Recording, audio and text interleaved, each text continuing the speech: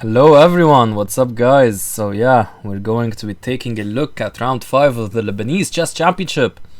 And here Akram actually beat Mohammed Salman. Akram really is on fire! So let's see how this game went on, and you can see b6 here, so kind of similar to what Joe played against Mohammed Salman. But not exactly, he played a different kind of thing. Here f3 has been tried by white. It's scoring quite well for white, but of course knight c3 is a normal move. And I'll speed through the opening. This is rather normal. This fianchetto is played to counteract this very strong bishop. So yeah, all of this is very normal. Knight e4, just plonking the knight here. Yeah, the the highlights are quite bad. So f5 is the idea, of course. Takes, and now d6. If you guys remember, Joe was fond of these a5 ideas. Not exactly now though. Akram gives this position a slightly different treatment. Yeah, so c5 here, by the way, would almost immediately equalize, I would say. It's a very nice move for black. Yeah, why would it equalize? Because quite simply, these kinds of breaks and d4 openings, they help equalize, because at some point the bishop can get out, and this bishop in a sense gains freedom.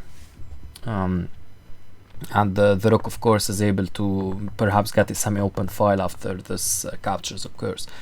Yeah, so overall quite a strong move. Especially, of course, you can connect it with these ideas, and the bishop will still be quite nice in this diagonal. So yeah, c5 just basically equalizes. d6 instead was tried, which is also fine. I've seen queen d3 here, just preparing this e4 push, since the knight is no longer controlling e4. That's quite a clever idea. But instead, the more passive but still quite good b3 was tried. This is just opening some opening quibbles over here. Not really going to make that much of a difference, of course. Okay, so knight d7 was tried, bishop b2, look at this, checkmate, you know, just this, and checkmate. And here queen e8, a bit of a strange move, to be sure, but the idea is to connect this f5 push with queen g6 or queen h5 and get some attack going. A bit similar to what Joe played against Mohammed Salman, so maybe Akram was inspired by this. Anyway, here bishop e4 was an interesting move. Why? Well, you remember we mentioned here queen d3 to be able to push e4, make use of the knight not being here. So here bishop e4 would basically mechanically block this e4 push, and then supported by f5 and knight f6, it's going to be difficult to dislodge this bishop, and control over the e4 square will be achieved by black, which is a big achievement, because that's black's goal in this opening, but if they are able to get it, it's quite good. Okay, so queen e8 instead, rook a d1, very sensible rook a d1, perhaps preparing d5 ideas, just getting the rook to a nicer square from over here. f5 also connected with the plan, no real comments about these moves. Now he plays queen e3. Queen e3 is quite fine. I don't have much to say about queen e3. He's kind of delaying the position a bit, also counteracting this f4, attacking e6. It's a fine move. Of course, it gives a strange impression, because when you play this, you're kind of blocking off the pawn. But we never really want to play e3 anyway, because that kind of is not really in the spirit of the position. I mean, what is e3 helping control? I guess it does help control f4. But apart from that, it's not really doing that much. Now, apart from queen e3, there is also this knight e1 move. The point, it's a bit of a strange one, because usually in these Queen's Indian defense positions, you play bishop h3 and then you move the knight, so that this bishop doesn't have this bishop to capture. But here, in fact, you notice that this bishop is, to be honest, quite much better, yeah.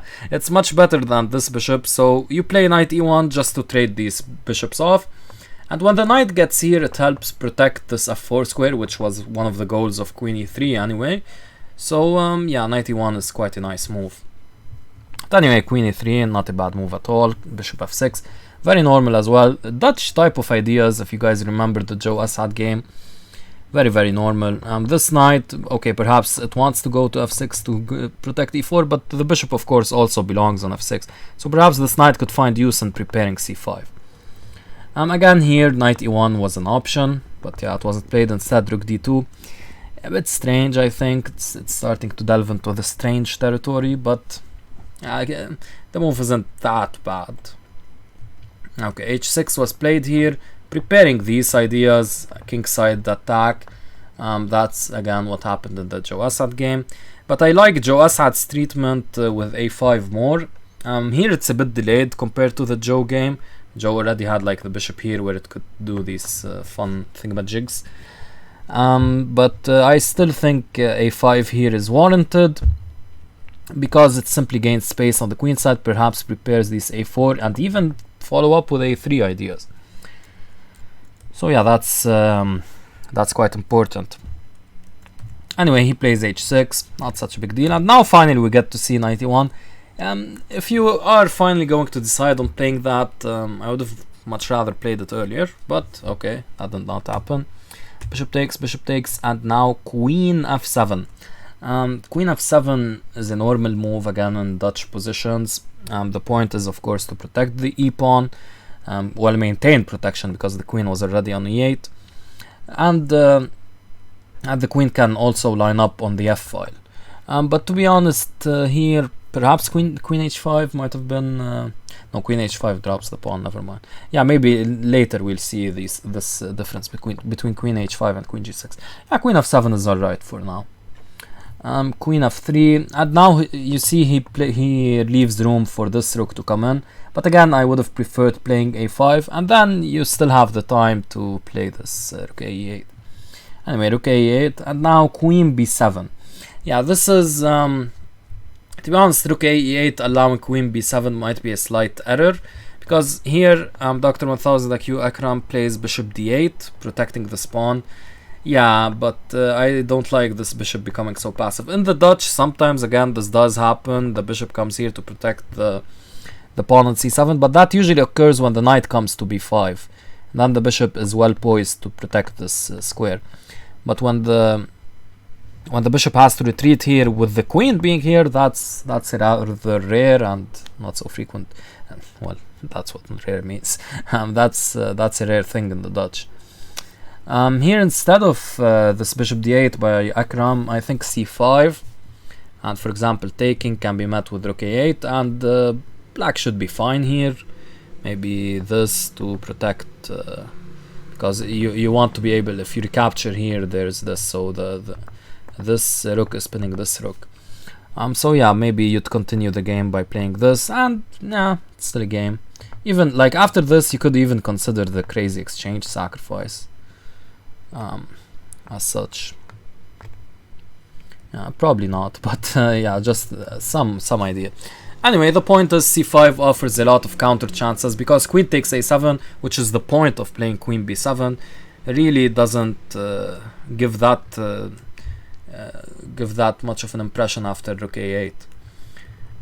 Instead, he played bishop d8, which is also a bit passive, you know, just you had this nice bishop over here, now it's on d8. Okay, queen takes a7, knight f6. Now, something that's very important is to realize, okay, what is black doing? Black's goal in this opening, from the start of the opening, was to simply attack white, right? They have all of these pieces, and now, if you notice this knight move, it's not just remaneuvering the knight, it's not so innocent, it's an aggressive move. The knight wants to come here, and, you know, connected with queen g5, queen h5, that's starting to threaten checkmate. So that's very dangerous. These pieces are well poised to start a vicious kingside attack, and this as well. These pawn pushes on the kingside will be very dangerous. Therefore, what white should always be thinking about in this position is defense. His queen, notice, you won a pawn, excellent, but you need to think as quickly as possible. I need to get the queen back to the game as fast as possible. If I don't, I might end up getting attacked and just lose the game. And this is what happens in the game. Yeah, so here he needed to play queen b7. Just get that queen back, get the queen back. Instead he played the f3, which is, yeah, okay, I get it's preventing knight g4, but it's kind of adding weaknesses. It might prepare e4 at some point, but for now it's really just adding weaknesses. Dr. 1000 IQ marches on with g5, and now again queen b7. Get that queen back in the game. At least here to c6, where it keeps maintaining pressure here, and it's more back, like it's at least on its way to being back in the game, to contributing something, to being able to defend the king side. Yeah, instead c5 was tried here. Not such a bad move, but of course if you compare it to queen b7, it's a terrible move, because queen b7 needs to be played. You can't just keep your queen on out there and black attack you like it's Friday. But yeah, c5, I guess from the technical perspective, it's not completely lost. Here Dr. 1000 IQ goes for queen h5. I can't fault this. I thought about queen g6 as a way to start preparing these pawn pushes, or even this pawn push, kind of lining up with the king. But of course queen h5 is the normal attacking move, kind of blocking in the h pawn, but I guess not such a big issue. Anyway, he plays c takes b6, c takes b6, and now there were many options. There was e3, for example, which would at least add some defense against this f4 push. There was perhaps d5 with the cute intention of takes and Basazinga. Yeah, that would have been a cute way to end things. But instead there's e5 here, and to be honest, they're just helping black's attack, but d5 remains an option. E3 as well. But the really strange queen b8 was played. I get the intention, which is attacking this pawn, but now we'll speak a bit more about the intention. And yeah, so okay, but you know, just lining up with all of these pieces just gives me a strange impression. I don't know about queen b8. Okay, he played knight d5, which is a fine move, I guess. You attack these standard squares, kind of improve the knight. But here, finally, Silban plays queen b7, but really at the wrong time. Now, having said A, you played queen b8 to take here. Why not say B? Why not take here? Yeah, that was a bit strange. Anyway, he decided queen b7. I guess he changed his mind midway through the thought process. Okay, f4 does occur, and now bishop a3. I really dislike this move. Let me tell you why. Well, remember what we were talking about? These pieces are sidelined. Well, this bishop not quite, but this queen especially, it's sidelined. Now with this move, you're sidelining the bishop even more. You're getting attacked on the king side, and you're just going on the queen side. I don't really like this. Instead, queen c6, and for example, if bishop f6, and a random move by black, queen c2, you have to get the queen back, ASAP. Yeah, he played bishop a3, and bishop e7, improving the position. The knight being here, by the way, defends the bishop, so some of these ideas can be coming. And now you know what the best move probably is? This one. Just get the bishop back to a normal square. Instead, he played queen d7, attacking the pawn, sure, but Akram finds the brilliant king f7. Now, more incisive was queen h3, and then follow up with king f7 and start pushing your pawns. But okay, king f7 is completely fine. White should have tried here queen b5 again, you really need to come back. Instead, he played e4. Trying to, after en passant, which was played, he was trying to make use of this rook being lined up with this guy, so maybe f4 at some point, maybe g4 followed by f4, that might be possible. But yeah, white won't be getting any of this. Plays rook d8, queen b7, rook b8, and now a very strange blunder, of course, repeating with queen d7. Just try to escape. Maybe here he was afraid of some b5 and like trapping the queen in some weird way, but yeah, that's not happening. Instead, he plays queen a6, and this just loses a piece. Remember, this bishop, not only, like, I mean, the bishop here, not only are you sidelining it by playing bishop a3, you're also, of course, putting it on the same file in this case, but also you're making it an unprotected piece. Now it's protected, but in just 1 second, it will not be protected. And yeah, this loses a piece. And soon enough, the game will continue a bit. Dr. 1000 IQ played some nice conversion, and yeah, it's done. Easy. Yeah, so actually kudos to Muhammad. Like, if you guys look at the game, like, what did Muhammad do wrong? Some of these moves are great moves. Many of these moves, even here, he has an advantage here after bishop d8. Queen takes a7, he has an advantage, but he needs to get his queen back in the game and not get attacked. He kind of lost the thread a little bit, and well, a lot, and yeah, just got attacked, gave black free hand on the king side. Okay, moving on to Mr. Assis, the frontrunner against Wissam Eid. To be honest, the result is not surprising, but Wissam played excellently. We'll see how. Okay, we get normal Siciliano, and this Richter-Rauser has been classical Sicilian Richter-Rauser. Yeah, this has been getting quite popular in this tournament, huh?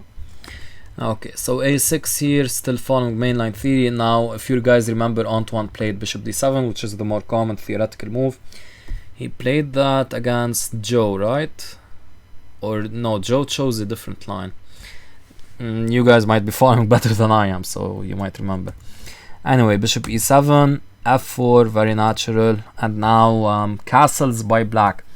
Okay, here an option is perhaps to take queen takes h6, bishop h4, and now to castle. This is the more commonly played line. Instead he plays castles. Okay-ish, I guess. King b1, and now again this was an option, but you know, yeah, this seems quite good for black actually, if you do get in bishop h4. But I just opened the opening explorer. Mr. Sarunas Sulskis, I think, pretty sure from Lithuania. It's a Lithuanian name anyway. Yeah, small story. I found when I was like 13, yeah, that was in my language learning phase in my life.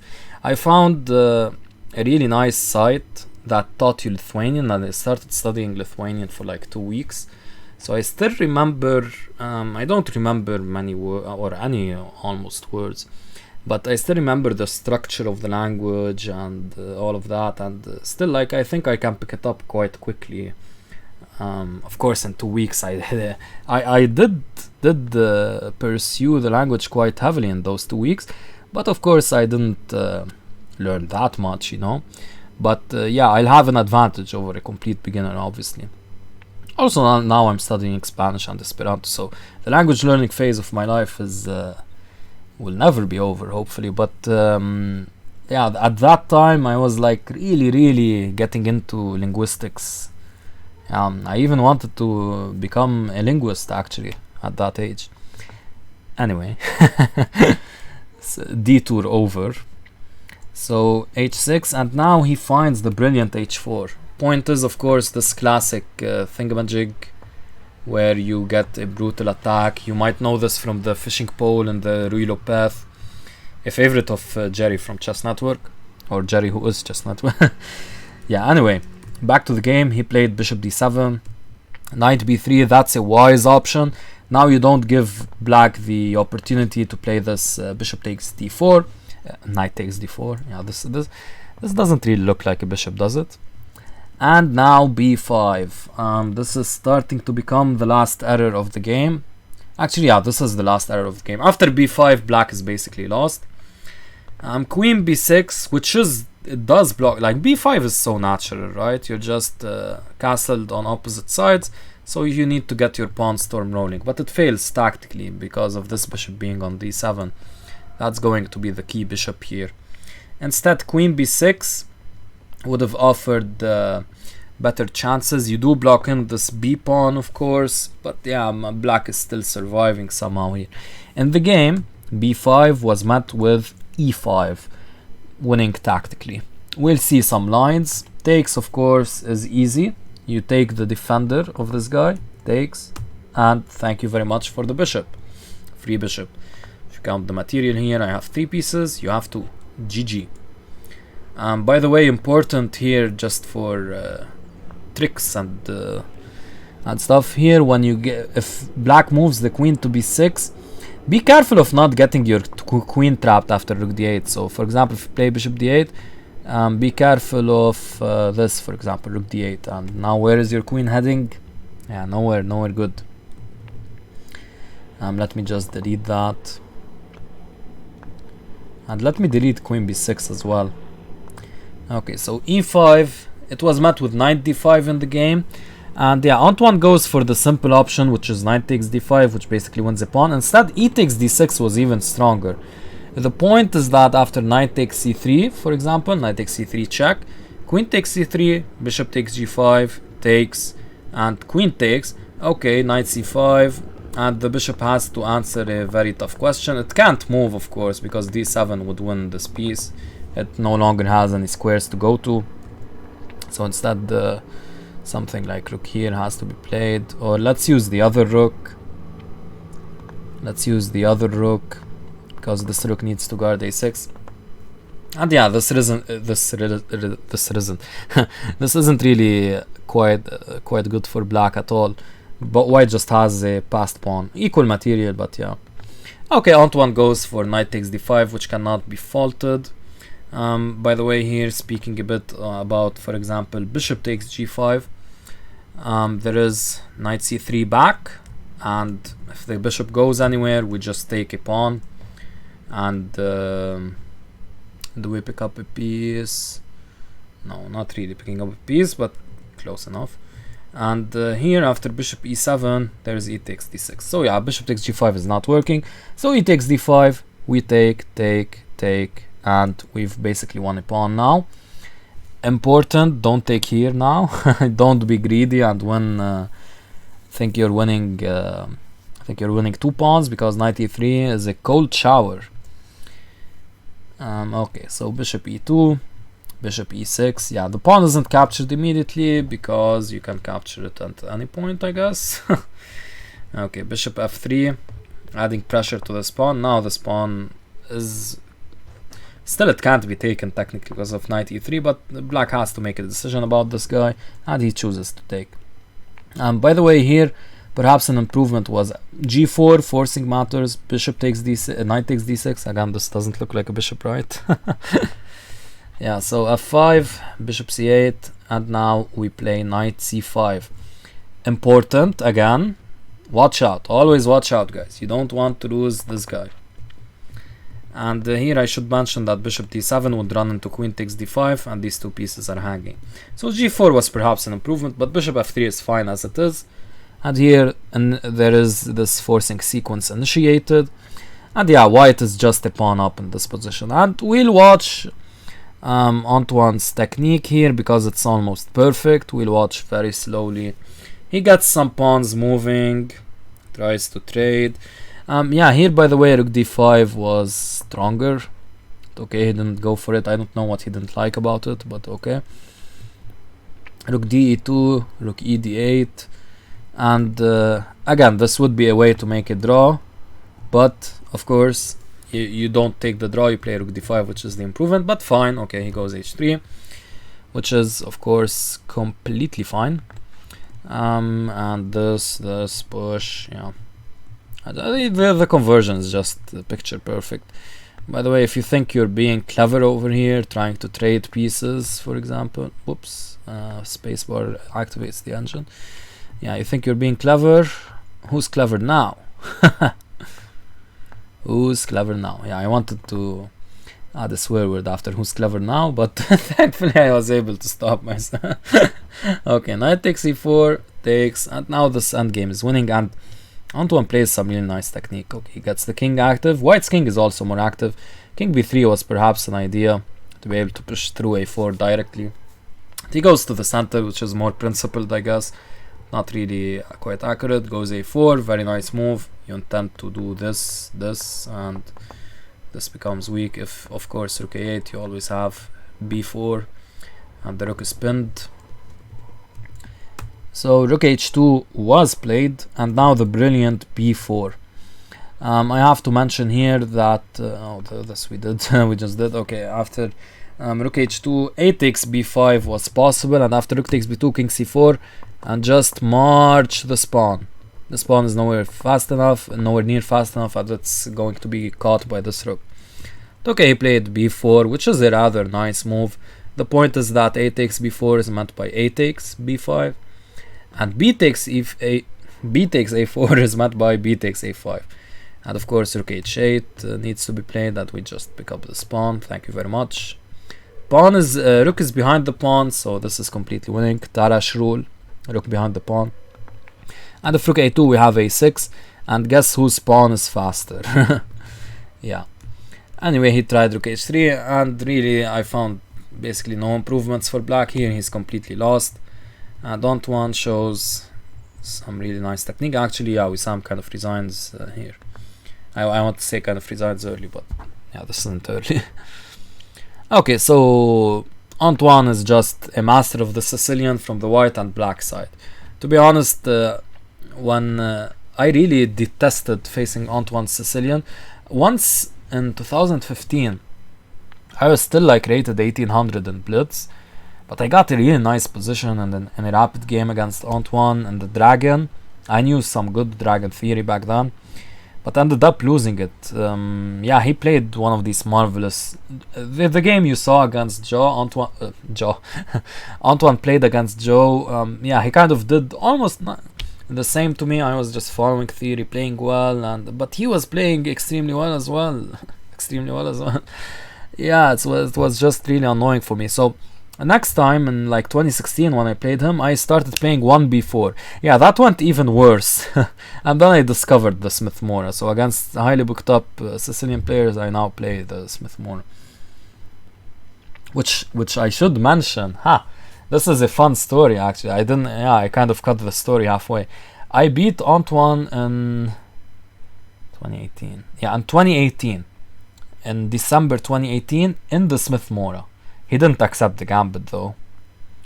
Yeah, he went for one of those anti-Moras, and I beat him in that opening. So yeah, that's a nice story. So I started out with the Dragon, normal open Sicilian. We're speaking as white, of course. Then I switched to the Orangutan. It got me some nice results, but not against Antoine. He really crushed the Orangutan. And yeah, then the Mora came. Well, more so than the Mora, me learning more theory, of course, and just having a feel for the position, and becoming stronger in tactics, of course, and middle game and end game, of course. That helped as well. So it's not just the Mora, but hey, I can use this to advertise the Mora. Check out my videos on the Mora. Anyway, we're speaking a lot. I'm speaking a lot about myself. So let's move on. Yeah. The Joe against Maserani game, quite an interesting game. So they start off with the Ducci, the Dutch. So this is morphing into what? The Dutch. The classical Dutch with Queen C2. I should mention... wait, let me check. Where did I want to mention this? Yeah, this something in the opening I'll mention much later. Yeah. So normal things, and now this is a theoretical position. Basically, theory starts from over here. Now, I just want to say that Maserani here played a move that is not present in my database, at least, which is knight e1. It's also quite a strange move, and quite frankly a bit passive. So here I included all the moves that were played in the database. b3, the Leech's database is my database, by the way. The best database out there. So b3 was played, rook e1, queen c2, rook d1, even the rather strange bishop e3, with the intention of later putting the bishop back if you can, which actually does occur in the game. a3 also, I don't like this as much, for reasons of a4 and getting the b3 square. c5 even, I think that scores badly. Bishop d2, which is also quite strange, and d5, which is also quite strange. Yeah, not really to the point of the position. You don't really want black to be able to push, but of course these d5 ideas also block black from getting anything nice on e6, because you'll be able to occupy e6. Of course, in this case, if they play e5, you'll have to go this route, which is a bit difficult, but of course you can play h4, and no more opening discussion. So knight e1 was played, bishop f6, quite normal response. This is the way to improve the bishop. You guys remember the Akram game, you guys remember the Joe game against Salman, yeah, quite similar. Anyway, he plays f4, nice idea, blocking e5. I don't mind this move too much. Knight c6, and now knight f3. Okay, you did not go knight e1 to go knight f3. I would have preferred here to play bishop e3, and then kind of play what happened in the game. Either bishop f2, and like e3 or even e4, or even king g1 and bishop g1. Just keeping everything solid over there. Very Leela Alpha Zero-esque type of play, but it's quite okay. Anyway, he went for knight f3, b6, and now bishop e3 finally. Bishop b7. Joe is playing quite nicely. He knows to fianchetto this bishop. It's better than keeping this bishop anywhere here. Actually, he does change his mind a bit midway through the game, but no, that's actually warranted. So we'll see why Joe changed his mind about putting the bishop on the long diagonal. Okay, so rook fd1. It's strange, to be honest. I get it's supporting d4 and all of that, but bishop f2 is a more normal move. Just get the bishop out of the way of this poor e-pawn.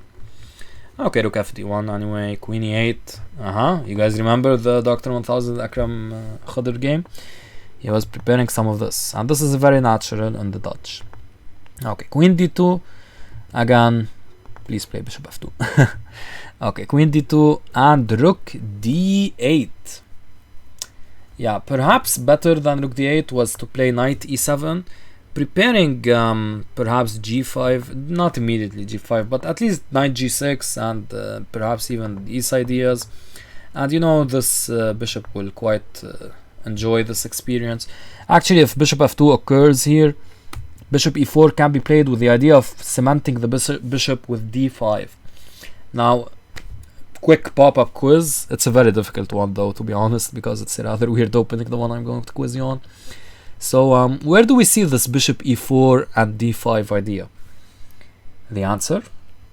Do you want the answer? Can you handle the answer? I should have included it because it saves us time, but okay, let me do it. So it does occur in the Nimzovich. So in this variation, they play d5, this over here, and now not e6, which is the normal move, but here, this, now e6 to prevent any of these ideas, and let's say knight f3, and they play bishop f3 with the idea, bishop d5, bishop e4, with the idea of locking up the bishop over here. So you play whatever, they play this, and this bishop is permanently locked in your position, and it's so annoying. If you play this and you try to take, it's going to be annoying. Oh god. Okay, don't play bishop d3, man. I'm not that bad. I don't play bishop d3. Yeah, the point you take, you might take like this or like this, and it's going to be annoying. That's why after this move, e6, I do play this with the intention of meeting bishop here with simply taking. And this would be quite better for the white. Anyway, going back to our game. Where were we? We were at rook d8. Okay, bishop f2 finally is played. Yeah, they're kind of delaying these moves. Like for example, I remember, if you guys remember here, Muhammad Salban, he delayed. What did he delay? Pop question. He delayed knight g2, and he delayed queen b7. He played like he should have played queen b7 here, and finally here he plays queen b7. So yeah, same thing here with Masaran. He delayed bishop f2. Okay, e5, breaking, very important break in the Dutch, is met by d5, closing up the position. Very smart by Masarani. Knight e7, and now f takes e5. Keep the position as it is, you have no problems over here. Okay, maybe he was a bit afraid of takes, but yeah, this is just fine for white. Anyway, he takes here, and this kind of first of all, it improves black's rook, which now has better scope over this queen. These c6 ideas can come, and actually I think I have a line in which c6 becomes relevant. And yeah, this pawn can also push to e4. So not really what we're looking for. He goes knight g5. I think he should have played e4 here, and you'll get to see why e4 is important. F takes e4 and now knight g5.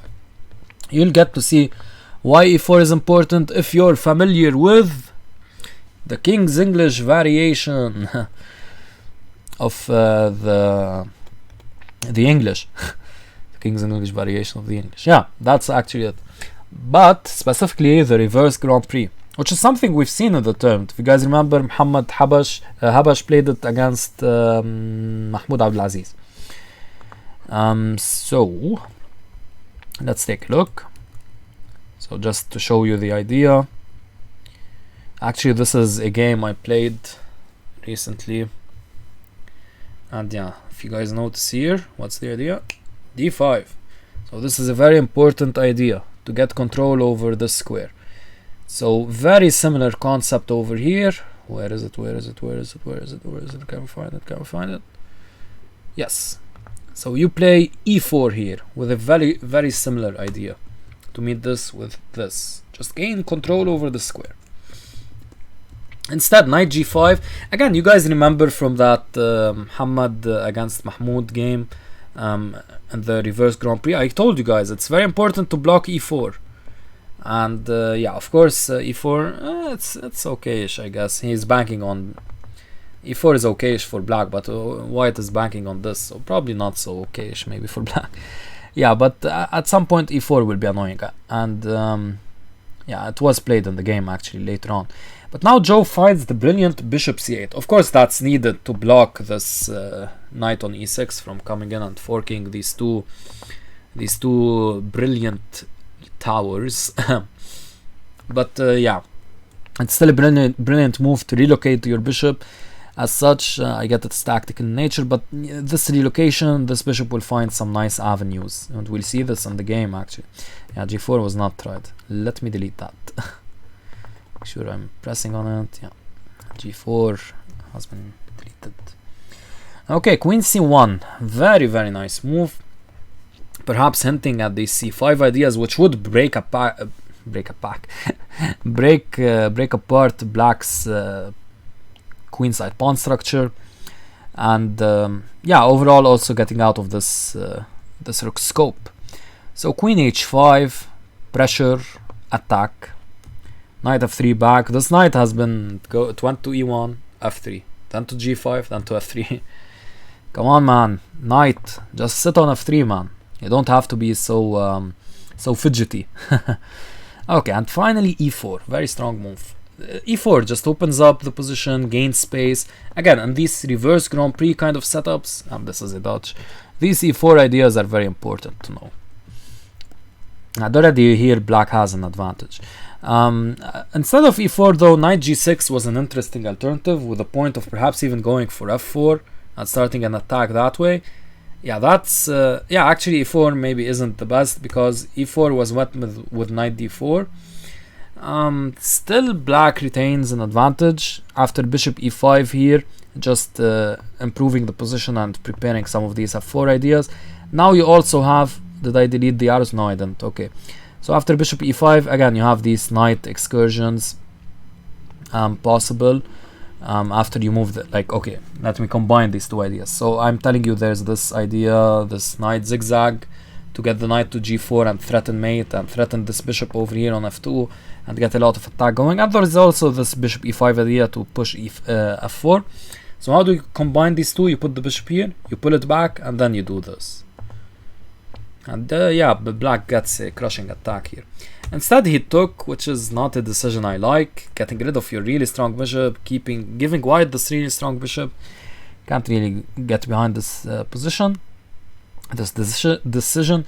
But still here he had a nice idea with f4, maybe sacrificing a pawn. Not quite. Okay, you sacrifice a pawn, but this position, I'm just not going to analyze it, to be honest. It's obviously almost winning for black. The white king is really unsafe.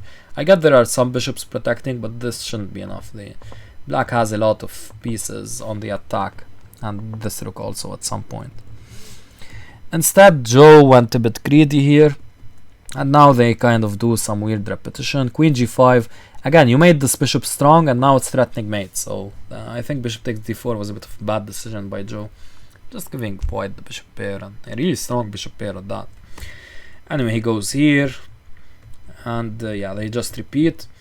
A bit uncharacteristic of Joe. He likes to play on, but in classical he's a bit more cautious. Again, he's a very focused and intelligent person, so he doesn't take unnecessary risks. He likes taking risks to keep the game sharp, to keep the game alive, to win, but he doesn't take unnecessary risks. Here he could have played on with queen c2, but yeah, queen c2 is not a very natural move, and maybe he was in time pressure here. We can't fault his decision to take a draw.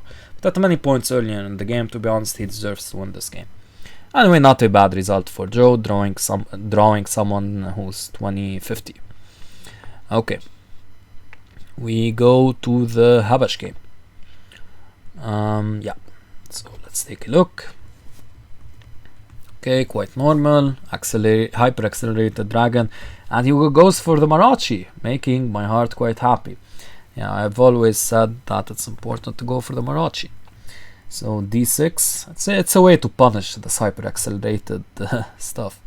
And here actually a theoretical move I like, and I think Christoph Sielecki, who runs Chess Explained, he likes it as well. Brilliant theoretician, by the way, you should check out his work. He likes knight c2, just trading less pieces. You have the space advantage with these pawns, so trade less pieces. Okay, bishop e2 cannot really be faulted, but now some trades occur. Okay, very normal moves, and white of course has a big edge. It's just a Marachi, it's a terrible opening, to be honest. And rook a b1. This is, I think, the main line, but I prefer b3. Of course, b3 you have to contend with these knight g4 ideas and this kind of stuff, but this is actually fine for white. You can explore this yourself, but okay, here goes rook a b1, which is natural. He wants to prepare b3, perhaps even b4 ideas. I like rook a b1 as well. Okay, goes rook fc8, attacking, and now b3 has to be played. And here there was the option to trade some of these pieces. And yeah, here black is of course really accepting his fate into going into this bad endgame, but this is what you have to do in the Marachi. The endgame where the space advantage actually in this endgame does matter because rooks are still on the board. Not really a space advantage as such, but you're really like controlling the position.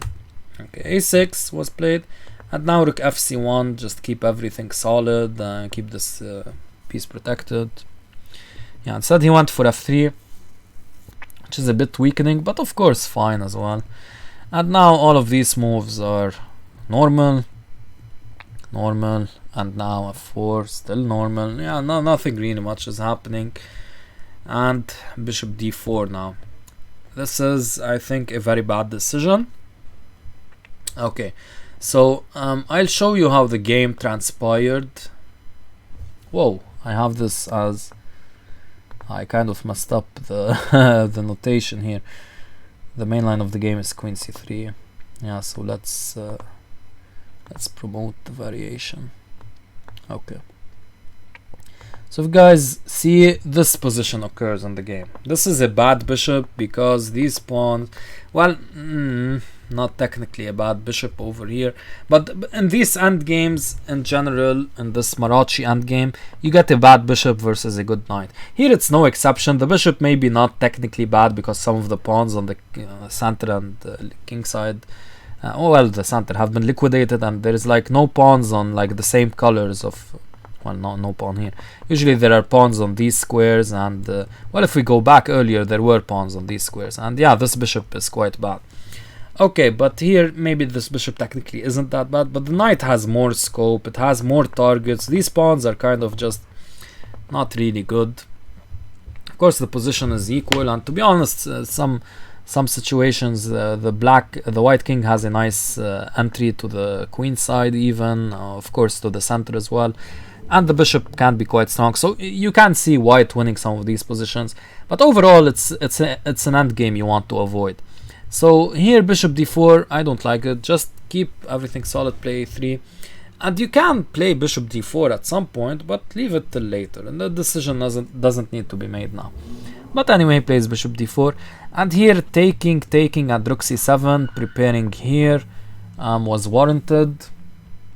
If you take, you cede control of the open file to white. There is no rook c1, there is nothing fancy here. Perhaps queen d2, but then you're able to play rook c8 and then knight a4, knight c4. But anyway, Najjar here decides to take, and goes into this endgame. This may be a fault of his. He could have kept squeezing black over here by playing white over here by playing rook c7. Instead, he immediately goes for the endgame. Now, he's a very skilled endgame player and he trusts his endgame skills, but yeah, that wasn't really warranted here. That's kind of his strength being his weakness in this case. Here, king f2, getting the king in the game, and g3 are very natural moves. Queen c3 instead was played, getting control of the only open file on the board, and that cannot be faulted either. Knight b6, getting the knight back to the game, and now queen c6. Again, don't really like this decision to further the trades, just keep everything solid. You have more chances to draw on the queen endgame. And yeah, already I think white should be not really thinking, oh, I need to draw this, but, you know, at least thinking about the draw. Okay, so queen c6, and now queen a7, and hello. Very dangerous. Instead, Najjar, again, he trusts his endgame skills too much. In this case, it becomes his weakness, and he takes. Okay, nothing much happens, to be honest, and g4. Yeah, I really like this approach by Muhammad. He's getting all of these pawns aligned as such on the fourth rank on the king side, and these make for a nice impression, being able to push these pawns like that, gaining space. King f2 was another try to get the king as quickly as possible to the game, but anyway, he does that a bit later after pushing all of these pawns. Yeah, so he pushes the pawns, he gives up on this pawn, and that's why he's pushing the pawns to try to create some trouble on the king side, and actually that helps him draw the game. So this happens, and now knight c4, and finally the king is activated, and here perhaps king e3 already, again trying to get the king in the game. Okay, he plays h6, not a big issue. All of this is fine, all of this is normal. Muhammad playing really well. Notice the point here, the point is this, and these pawn pushes on the king side now begin to make sense. So when Muhammad here was pushing pawns on the king side, you might think, oh, he's just pushing pawns. Why did I make that sound? No one has any clue. But yeah, when you get to this, we went too far. We're in too deep. Yeah, when you get into this position, now the point becomes clear. Okay, so knight d8, king f4. Why did I make that sound again? I went like knight d8, king f4. Let's keep doing that. Knight f7, bishop c2, knight e5. Okay, and now a4 was a quick way to draw, or at least get the position to a more simplified position, more drawish. Here and takes. The more pawns you remove off the board, the closer you are to a draw. This is a rule. Check out my chess principles. Do I have a... I think I already have that in the conversion, or did I not make a video about that? Anyway, it'll be available at some point. So a3, d4. Again, the knight can't really move here, yeah? You heard? Beware. Beware. Beware. Okay, d4, and now bishop e4. Bishop b3 was more to the point. Again, blocking this knight thingamajig and preparing some of this. Okay, he plays bishop e4, fine as well. And now clever sequence. And now he should have really... He was quite relaxed here by playing king e4. Now I think in this stage of the game, move 40 something, and Muhammad I think takes his time quite well. So I think he was in time pressure here, so he played king e4 I think with like seconds on the clock. Maybe Muhammad can type in the comments if he's watching this. But yeah, bishop c8 was better. After taking, you play king e4, and yeah, this position is just a draw. Here is a nice trick. If takes, I take the knight, of course. Not going to be winning for white. Or might that be winning? No, probably not. Yeah, but just going to be a draw. Instead he goes king e4, and now Najjar goes for knight takes, but he misses this, which is a bit weird. I guess Najjar is a very quick player, but he does get into time pressure sometimes. But maybe here, sometimes what he also does, it's another weakness of his, he notices his opponent is in time pressure, so he starts playing quickly. Now, of course, he's a professional player, he doesn't do that always, but sometimes you can see he gets like really excited when his opponent is in time pressure. He can feed off his energy, kind of. So maybe that was the case and he played knight takes h6 here, but king b6 simply wins because bishop c8 is met by hello. So that's why this king e4 was a terrible blunder, actually, getting into the line of sight of this knight. So that's something maybe to watch out for when you're in the line of sight of this knight checking. Yeah, maybe something to watch out for. And king b6, bishop takes b5. This isn't going to be a draw, of course, because after takes, I'm going to take here. Oh, it's not black's turn. Yeah, black will take here, and white is nowhere near able, like he's not even able to promote his pawns. Anyway, knight takes h6 occurred, and this is just a draw now. Muhammad plays really well to defend here. He doesn't do anything unnecessary. Okay, now this isn't unnecessary, this is simply losing. Bishop takes f5. Yeah, he doesn't do this. He doesn't commit any error. He plays quite well. Trading off one pawn, getting closer to the draw. And this position is just a draw because you blockade on the light squares. So, yeah, and he makes use of a cute trick here. Of course, this leads to a draw due to insufficient material. So yeah, game keeps on for a moment. He doesn't blunder the bishop or anything. Yeah, it's just a draw. They played on. Oh, they played on quite a lot. Yeah, Najjar doesn't give you the draw that easily. Of course, because he outrates. Wow, actually, Muhammad is 1700. Yeah, he's definitely underrated. But he's outrated, of course, by 500 points almost. Yeah, that's why Najjar was keeping playing on. Yeah, excellent result by Muhammad. Some minor quibbles, but honestly, he played quite well. For especially against Najjar to play like that, that's pretty impressive. Okay, which one is more complicated? Yeah, I think this game isn't too hefty on the analysis. Okay, so let's go. Elias against Mahmoud. Elias against Mahmoud. Okay, so they go for, yeah, there are some opening discussions over here. So we're going to talk to them. Yeah, we're going to talk to the opening discussions. Hello, opening discussion. How are you? Yeah, we're going to talk about these openings a bit. So this occurs, and now e4 occurs. Yeah, and just something to mention. This becomes a Benoni, modern Benoni with a fianchetto by white, which is not that impressive against the modern Benoni. Something you also hear a lot from Chess Explained, Christoph Sieleki. This bishop really doesn't belong here against the modern Benoni, which is characterized by the fianchettoed bishop. So for example, if we go to the transpositions, this is the main line of the modern Benoni. And yeah, this line isn't very impressive. And this is actually exactly the position we have after 7e4. No, it's the position we have over here. So after 6 castles, we have the exact same position after 6d6 in the game. So yeah, it's just a bad idea to go into this. So here, for example, well, now it's not such a bad idea. The point is, I don't want you to play e4 here.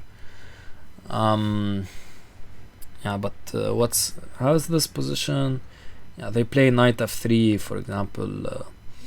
Yeah, the point here, if you play, yeah, the point.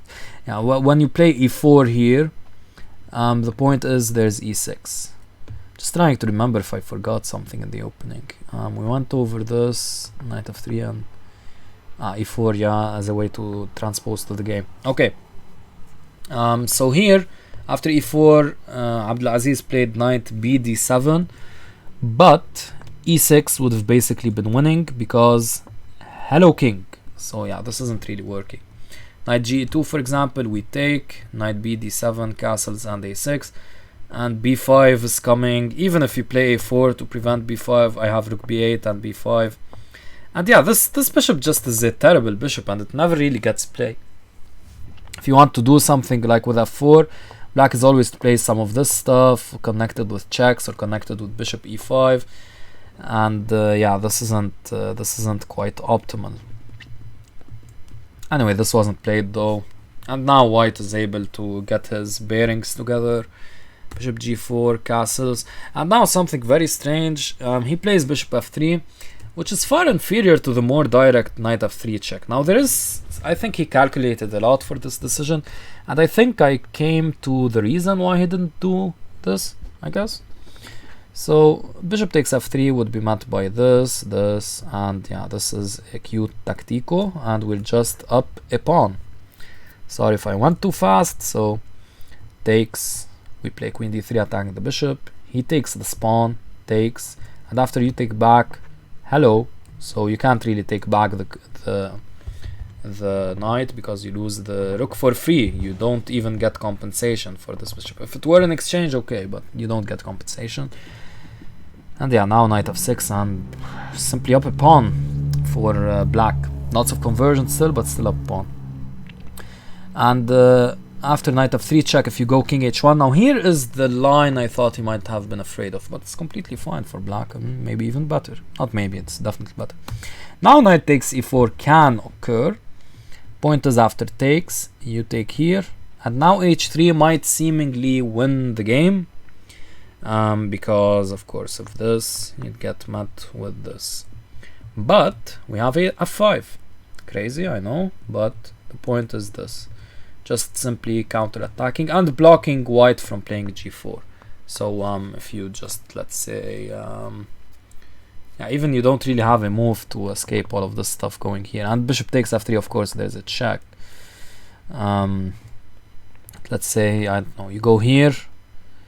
Okay, yeah, I just go back. Actually, no, I can't go back because you win here. Yeah, I don't like when I'm analyzing to do my own analysis because I miss a lot of stuff. But yeah, here simply we take. We can even consider taking, but we can also, I think, go back safely. Or is something like this dangerous? Nope, it's not. Actually, I should complete the line. Yeah, I'm just analyzing this on my own, which is not so good. Okay, here black is up a rook. Come on, there's no mate. Also, this bishop is protecting. Yeah. So anyway, this would have been best for black, but instead he played bishop f3.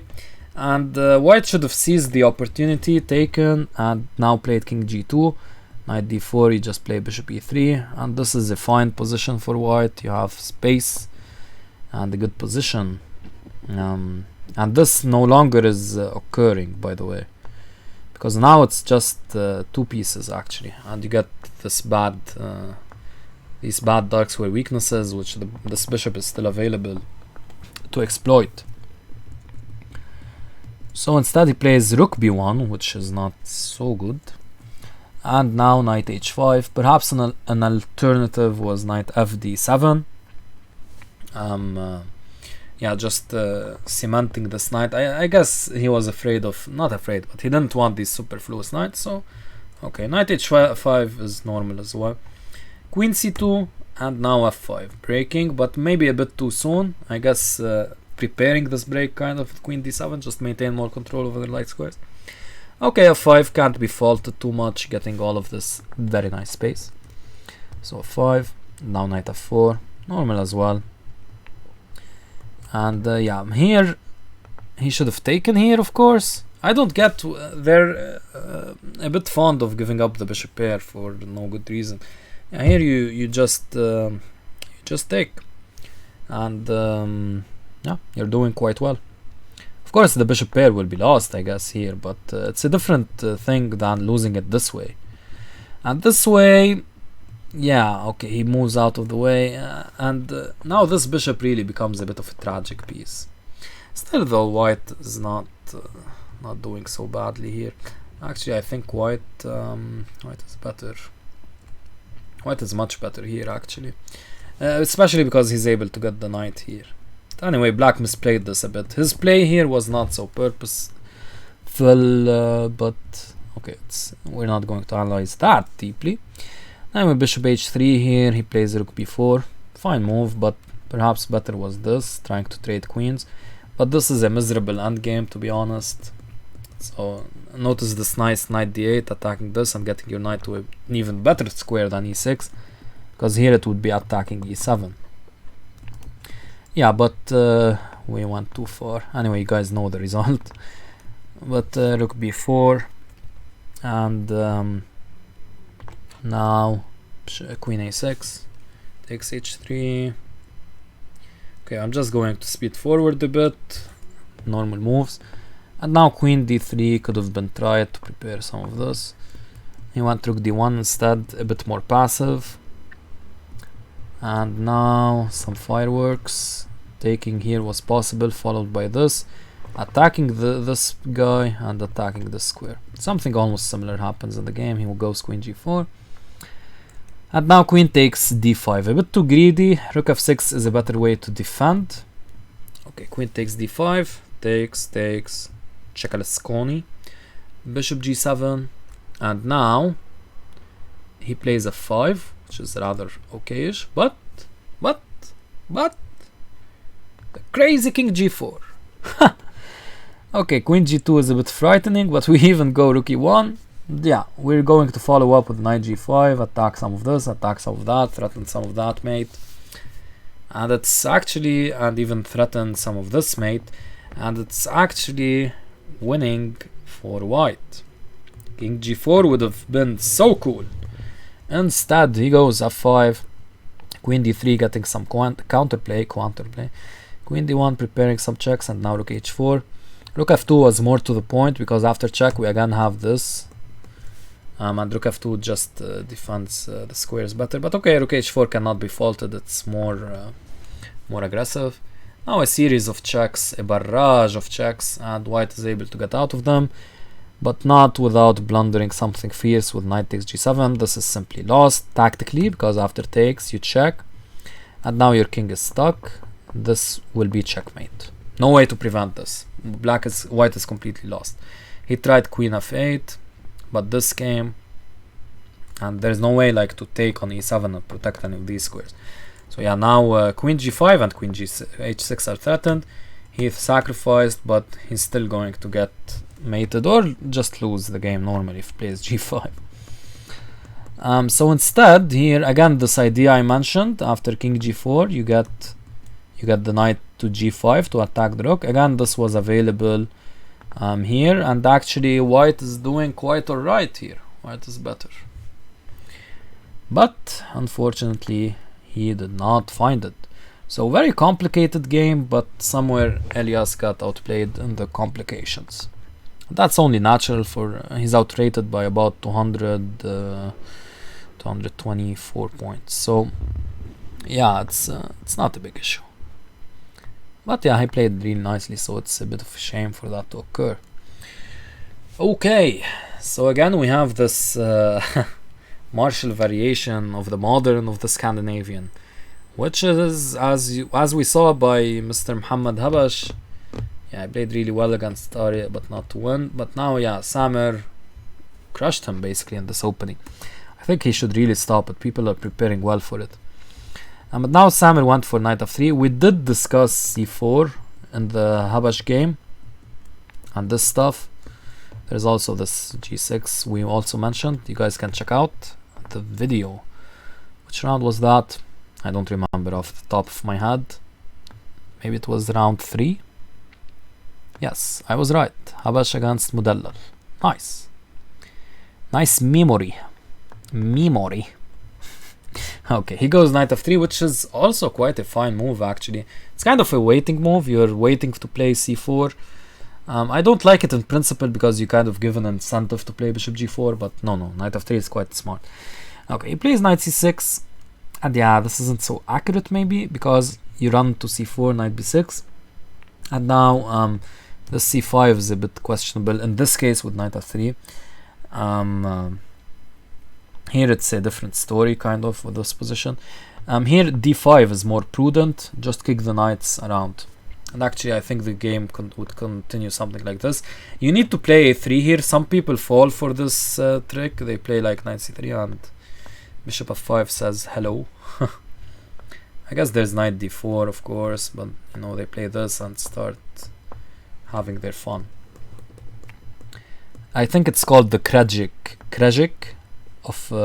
system of the Marshall variation, of the modern variation of the Scandinavian. Yeah. Okay, c5, knight d5, Quen b3, g6, all very normal up till now, but now a finesse, bishop c4, attacking f7 and forcing e6, which is not something you want to play when you're fianchettoing. And also you block in this bishop. Not something you want to play when you're fianchettoing, because now this kind of leaves this square a bit weak, so bishop g5 can be quite annoying. And if you play f6, all of these pawns are like this and not good. So any scooters, he takes, no finesse, bishop g7, and now bishop e3. Bishop e2 and just developing on the king side, getting castled ASAP. Would have been better, but okay, bishop e3 is fine. Castles, rook d1, lining up. Shut up, man. Shut up. Yeah, okay. Knight a5 and queen a3, c6.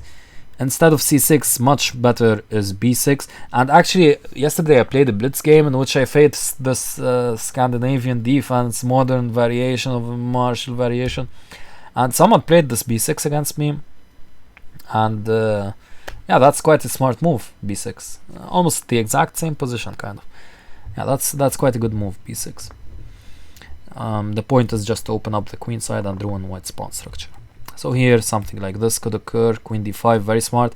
Connected with this. Hello, checkmate. So castles and knight c4 would force stakes basically, or else you'll get in bad structure over here. And you really want this bishop as well to protect. So yeah, yeah, b6 is a way to equalize basically, and even get a kind of an advantage for black. At least it's easier to play the position for black. So he goes for the strange c6, and that's met by the normal bishop e2, bishop e6, knight d2, preventing any knight c4s, which we saw in this line over here with b6. So Samer is cognizant of this idea and he prevents it. That's actually quite smart play. Queen c7, really I think black is struggling to find play here. Castles and now b6. Perhaps an improvement was b5, just cementing control over the light squares and this kind of stuff. Maybe a slight improvement, but anyway, b6 can't be that bad. But now g3, and to be honest, Samer played a really nice game here. Though knight e4 here is more prudent again with these ideas as well. Instead he went for knight c4, just kind of trading his nice knight for this sidelined knight, which I really don't understand, but okay. Happened. And now the final, I think, straw that broke the camel's back was c4. Was this not technically the final straw, but close. He played king h8. Much better than king h8 was simply taking and playing b5 here and bishop d5, relocating your bishop, doing some of this, and yeah, white has to defend this pawn chronically, and yeah, it's a fine position for black. King h8 was like, okay, he's getting out of the pin, he's preparing f5, but this is far too optimistic.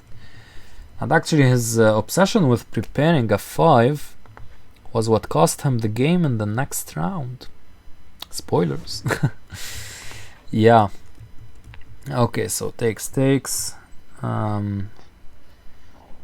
Rook c8 takes. Yeah, I think the conversion here is almost perfect. Here c4 would have been better.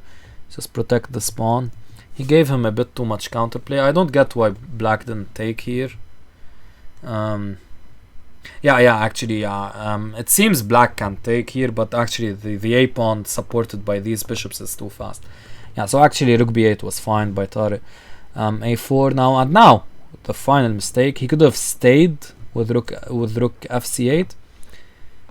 Instead, he blundered the tactico after f5, bishop g5, and the point is going to be apparent now. Yeah, so he tried f4, but nope. Okay, it's important not to allow taking on f2 with check, of course. So here you don't think you're doing anything nice by doing this, because actually, is that such a big issue? Yeah, it's just not necessary. Okay, h takes g3, and now e4, and the rook is 1. It's funny how he diverted the queen's attention, and then didn't take this rook, because he was a bit afraid of g3 and stuff like that, but this rook. It's actually a wise decision. Yeah, and the technique was a bit nerve-wracking. If you were watching this game from Samer's perspective, you would be a bit afraid, but no, he was under control the entire time. Gets the rooks off the board. Now there is a lot of play with these bishops. It's annoying, I know, but Samer is going to get the job done. And now I love how he finished the game off. Very nice. Very nice. Very nice way to finish off the game. So almost a perfect game by Samer, to be honest. Lots of improvements, of course, but yeah. This is the problem with these types of positions Tariq plays, and I myself, of course, play similar things. When you play a bad opening, you can equalize, of course. There's no doubt about that. Well, if it's not a really bad opening, if it's just a bad opening, like, I guess theoretically, the martial variation of the modern variation of the Scandinavian should not be lost. I just call it the martial variation. Or martial variation of the Scandinavian. Why insert the modern, right? Yeah. But yeah, I guess technically maybe if we play the perfect chess thingamajig, not computer, maybe database we would call it. Yeah, it probably wouldn't win with white. Or maybe it would win, but in a really tough and weird way that's not really understandable, to be honest, by humans. Kind of like the anti-chess solutions that Mark Watkins has produced. Yeah, but the problem is not just in the theoretical sense, but in the practical sense. If you're playing a strong opponent, such as Samer, and you make a slight error, he'll crush you. So that's the problem. You need to know these openings really well. And Tariq missed some ideas in this game.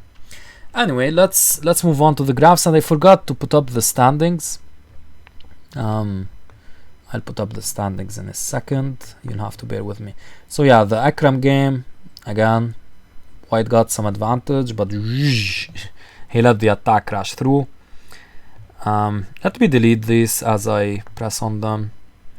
I delete them because they take up space and they're not really necessary. So, but we need to be able to keep track. So we were here, chapter 32, and look at this. Look at this. Assis against Wissam. Too good. Too good. Too good. Okay, next up is Habash against Najjar. Yeah, you can see this blip over here. Whoop! The check was available after bishop c8. Yeah, and white had an advantage up until he played bishop takes d4. No, he lost his advantage with f3, but then, yeah. Sorry, bishop takes d4, I guess here. No, okay. Where's the blip with bishop takes d4? Ah, here it is. It's a minor blip. Okay, so let's get it out of the way. And Maserani against Joe. Yeah, look at this. Joe and the Dutch. Whoosh. But yeah, he kind of misplayed the attack a bit. So this we can delete. And Sayer against, yeah, Sayer. If only he found king g4. I think this is the point. King g4. Yeah, it suggests king g4 here. Unfortunate. And here is the moment he played knight takes g7. Whee! Graph goes haywire. Okay, And for the final game of this round, Samer against Mudallal. You can see the white dominance over here. Utter and complete white dominance. Okay. And now you'll have to bear with me as I pull up the standings. So we have to go to chess results and get the standings. Yeah, this it won't take a long while, but it will take like 70 minutes or something. No, I'm kidding. Yeah, it will take just a couple more seconds. No, not a couple of more seconds, a few more seconds. Okay, rank after... it only has after round 6. That's unfortunate, because we're in round 5. Why doesn't it update? Like, I'll show you guys. You can see now, right? So it only has after round 6, not after round 5. Okay, well, the video will be released soon anyway. Yeah, these are the results after round 6. So yeah, Akram. Yeah, I told you guys anyway in the video that he beat Tariq. So no surprise there. Today, let's see the pairings for today. We have Akram against Assis, the two front runners today. We have Masarani against Muhammad Salman. Important game for both, I think, to see who will like, because they need to save their tournament, both kind of.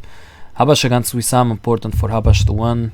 Of course, Wissam, of course, for himself, he needs to get a point as well. He already had a draw against Salman, which is quite impressive, but yeah. And Joe against Elias, yeah, if Joe doesn't win this, I think he'll be mad with himself. Samer against Najjar. Samer, will he be able to do it? And Tariq against Mahmoud Abdelaziz, the two 2000 rated players. I think both Abdelaziz definitely was 2100, but I think Tariq as well was at 2100 at some point, maybe. Classical, I'm not sure. Yeah, but both very strong classical players. So yeah, we'll see how that goes. Anyway, with that, thanks for watching, guys, and take care.